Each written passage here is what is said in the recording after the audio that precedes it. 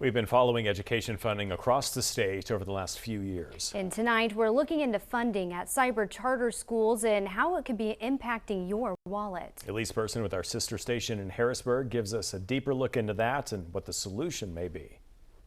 Cyber charter school funding in Pennsylvania is based on a formula that was developed in 2002. Every district pays a different amount or tuition rate to these charters. That number is based on how much money a school spends, which here in PA can have a very wide range. Education tuition rates ranged from $6,900 per student to over $25,000 per student.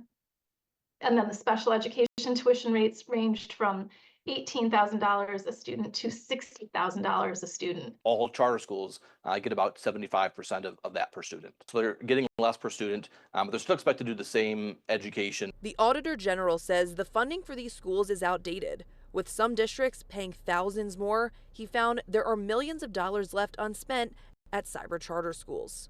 It's the funding formula that is the root of this problem. So that audit looked into 5 cyber charter schools right here in Pennsylvania, and it found that from 2020 to 2023, they were legally able to increase their revenue by $425 million.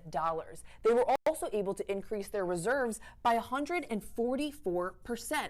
Though, why should this matter to you? Most of the dollars that are used to pay the cyber charter tuition are dollars raised at the local level. Most of these are property tax dollars that school districts raise. Susan Spica with Education Voters of PA says the way funding is set up is costing taxpayers. But Nathan Bennyfield with Commonwealth Foundation says these numbers represent the growth at these cyber charter schools. Part of the reason they had an increase in revenue is because they have an increase in enrollment. So there are a lot more students going to cyber schools following the pandemic. But when it comes to that money left over, there are some similar opinions on tackling the issue. Well, I think there can be some discussion of, shouldn't it be a common rate rather than a different one for every school district? I think there's some logic to that. Coming up with a flat rate that is rational and ensuring that we are sending cyber charter schools enough money to be able to educate students, but not so much